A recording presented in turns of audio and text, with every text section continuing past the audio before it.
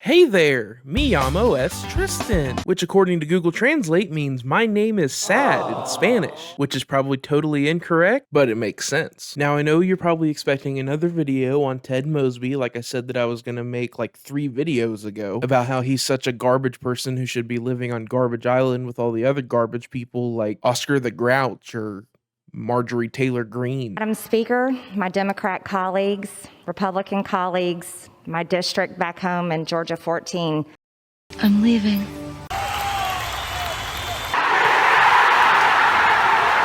But to be honest, I don't think I'm ever actually going to make that video. I honestly just kind of got tired of the topic. Like, I like How I Met Your Mother and everything, but just talking about how one guy in a TV show is just such a major douche is kind of, I don't know, it's tiring. And I promised myself when I made this channel originally that I wasn't going to cover topics that I didn't find interesting and wanted to actually do. So if you're looking for that video, maybe I'll do it in the future, but I honestly doubt it. What? No, dude! But anyways, today I wanted to talk about something a little bit different, something that I'm actually super passionate about. I've always felt very strongly about this topic for years and years, and no one has ever agreed with me. Not even Reddit has agreed with me, and they're like the saddest people alive. I should fit in there. What am I doing wrong? So anyways, let's do some time traveling back to the grand old year of 2013. And you've just watched one of the greatest animated movies of all time, The Flashpoint Paradox, which if you haven't seen it, go do it. Do it now. I'm not gonna tell you again, do it now. Alright, you better have watched it. I'll know. I am always watching. The Flashpoint Paradox is a movie focusing on an event that DC in the comics would call the New 52. Hey, post-video Tristan here. What I meant to say was that this event creates the New 52, not that it is the New 52, but I fucked that up, so... sorry. And now you may be thinking to yourself, DC, isn't that a somehow not defunct in 2023 shoe brand? And yes, you're right, but I'm talking about DC Comics, so stop interrupting. But in the movie, the Flash goes back in time to save his mother from dying, which he somehow forgot he did, by the way. There's a whole plot in the movie about how he thinks it was because of his arch nemesis who went back in time and changed things. I'll humor you.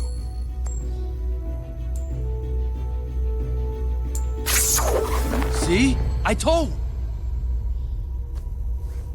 Not what you were expecting? No. Thawne. The reverse flash.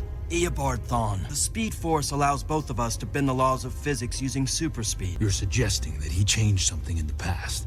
That changed everything. What did you do to the world? Oh, Barry. That's the beauty of all this. I didn't do any of it. You did.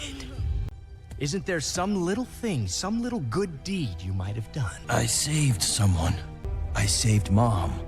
But going back and saving his mother created what they called in the movie a time boom. Break the sound barrier and there's a sonic boom. You broke the time barrier, Flash. Time boom. Which I haven't really looked into it. I don't think there's any actual fact behind that, but that's what happens in the movie.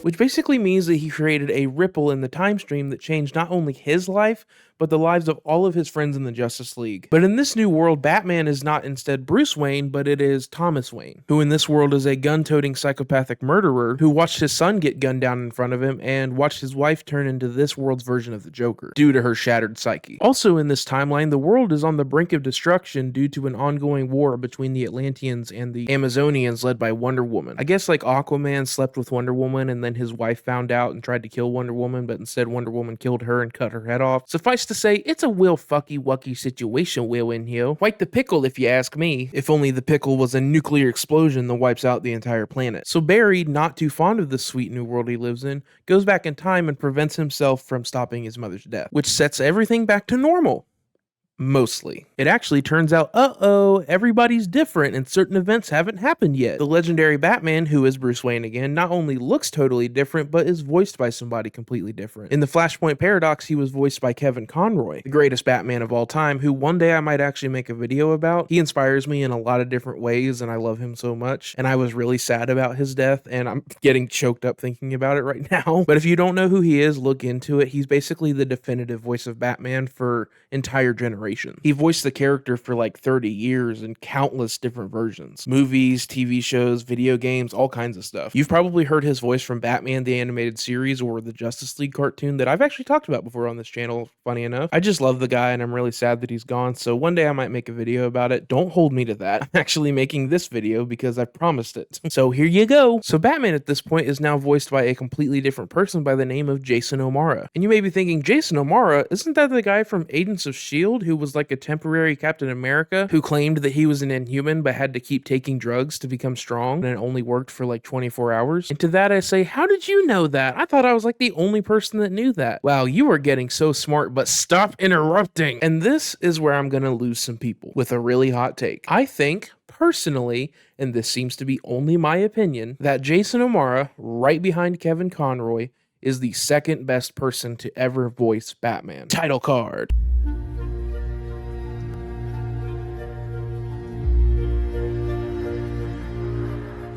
Now, please just hear me out. Don't click off yet. Just let me talk about this for a couple minutes. Let me tell you something!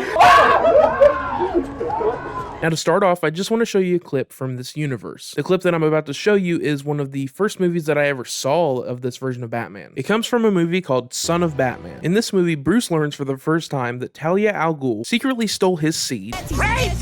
And she's been raising this little bat brat alongside the League of Assassins, which, as I'm sure you can guess by the name, doesn't have the no-killing rule that our Caped Crusader here does. In the scene that I'm about to show you, Nightwing has just stopped Damian from actually trying to kill a criminal, and Bruce has a few words to say about it. Do you know what you were tonight? You weren't a warrior, you weren't a soldier. You were a child. If it hadn't been for him, If it hadn't been for Dick, you'd have gone too far. It's easier my way. It has nothing to do with easy. It's about doing what's right because it's right, and that's the only reason you need. Seemed right to me. That's the problem. See, this scene, to me, really displays everything that this version of Batman gets right. Batman, when boiled down to a singular objective, is all about distributing justice. No matter who it is, no matter their rank in society, no matter if it's a family member or a friend, it's about distributing justice. That just is what Batman does. The entire history of Gotham City in most continuities is filled with bad people getting away with horrendous crimes. From politicians like mayors and senators, all the way down to common criminals like Joe Chill. The good, just like in the real world, is often heavily outweighed by the bad. And Batman was created by Bruce to put an end to all of that, not just in Gotham, but in the world as a whole. In the current Batman canon, there's even an organization that basically runs completely everything in Gotham from the shadows. And that organization is called the Court of Owls. And a lot of people only even know about the Court of Owls because of an actual sequel to this movie that I'm talking about. And that movie is called Batman vs. Robin. Not Batman and Robin by Joel Schumacher, not that one, never that one, but Batman vs. Robin. Which brings me to another great scene with just excellent delivery. In this scene, the undead servants of the Court of Owls, known as Talons, are fighting Batman, Alfred, and Nightwing in their own home, while Damian is actually in a different spot trying to escape his own captivity from the Court of Owls. Now I'm only gonna say this once, you sons of bitches. Get the hell out of my cave. Now that may seem corny to you, but every time I see this scene, it gives me goosebumps. The delivery of his lines are just perfect, and part of that is because he's actually using a method previously invented by Kevin Conroy. You see, a huge part of the Batman character is that he actually has a secret identity that he needs to keep. The persona of Bruce Wayne needs to be as far away from Batman as possible at any cost. And one of the small ways that he does this is by changing his voice, even if it's slightly. You can see where they tried to do this in the Christian Bale version, but instead of changing the delivery of his lines, it just sounds like he's gargling a bag of street gravel. Do I look like a cop? Swear to me! Oh, God. Even the Ben Affleck version of the character did a voice change, but it was just a voice changer that was actually inside the mask on his neck, I think. Dear Blade. And I actually think that that's a really cool concept for a modern interpretation of Batman. There were a lot of things that they got wrong about the Batfleck version of the character, like, you know, him killing people with machine guns. But my God, the suit and the voice changer, those were not things they got wrong. That was something they did really good with, and I hope that they continue doing really good with. Which, now that I'm actually talking about the Batfleck suit, I want to go on a tangent for a little bit. Please, for the new version of Batman for the DCU that is being created by James Gunn, please, for the love of God, make it so Batman Batman can move his head. Something that they all get wrong is that he can't move his head. It's something they did in the Keaton movies, the Joel Schumacher movies, Batman Begins. They finally fixed it in The Dark Knight, and then when they went back to Batman v Superman, they also fixed it. It was one connected piece, unlike the Dark Knight cowl, but it still moved. But unfortunately, the guy who created basically a whole new concept for the cowl wasn't credited as making it, so he didn't make it for the Justice League movie. And that's why you see Batman in the Justice League movie have to turn his entire body. And then in the Batman, they got it right again, but they didn't even have to disconnect the cowl from the neck, much like the Ben Affleck one also didn't have to do in Batman v Superman, remember, not in Justice League. But I think how they did that was giving him more room in this area. Like if you notice, he doesn't have like a chin strap or like a chin area in the Batman.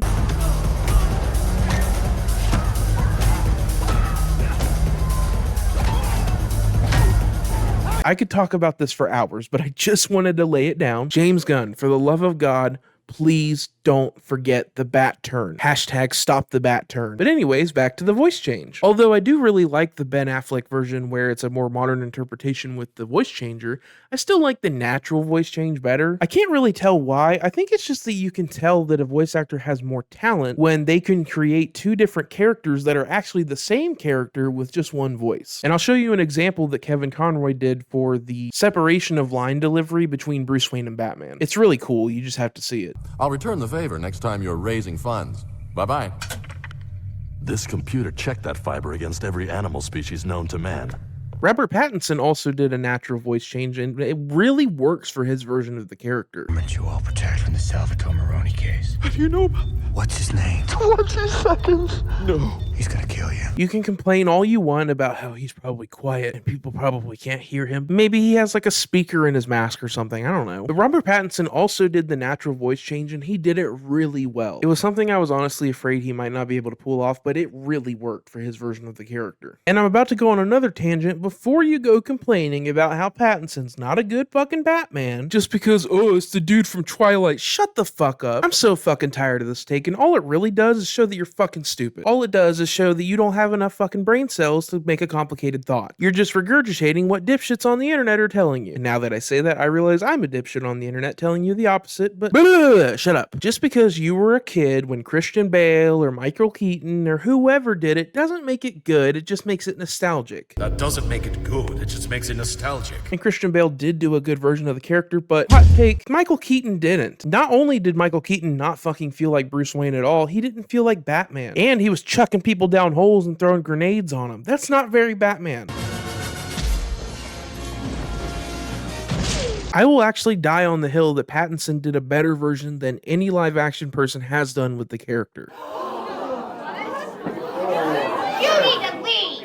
And no, I'm not just saying that to be a contrarian, I'm saying that because I really do believe it. He was not only a believable version of the character, but he was an awesome version of the character. Christian Bale's version of the character is meant to be a version of Batman if he existed in our real world. Robert Pattinson is not really that. He's just a regular guy, just like every version of Batman is, but he's meant to exist in a world that's similar to our own, but with some little more like unbelievable parts here and there. Keaton's Batman, however, is a straight up fucking murderer with no real character, and Bale's Batman, while truer to the character, minus the time that he straight up murdered Ra's al Ghul, I don't care his explanation behind it, he murdered him. I won't kill you. But I don't have to save you.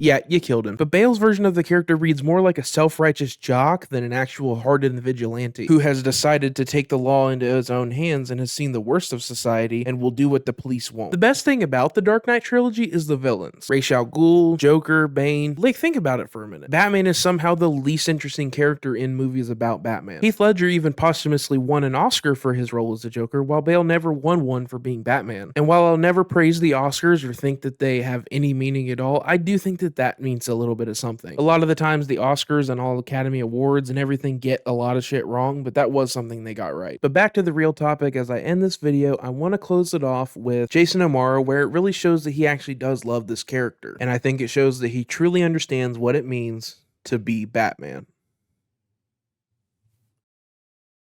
Jason, you've kind of been the official voice of Batman for quite a while. What's that been like for you? I don't know about the official, but certainly one of the official, let's say. It's been amazing. It's been an incredible journey. It feels like a very important chapter in this particular Batman's journey, and it's certainly an important chapter for me personally.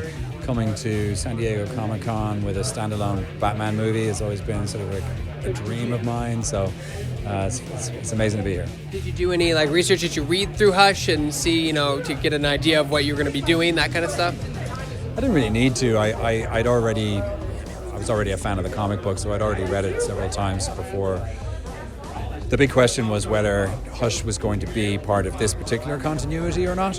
I was always hoping that DC would make an animated version of Hush, but I knew how renowned and how respected Hush was. It's sort of a modern classic, really, and almost perfectly reflects kind of that era of Batman, and of course Jim Lee's art.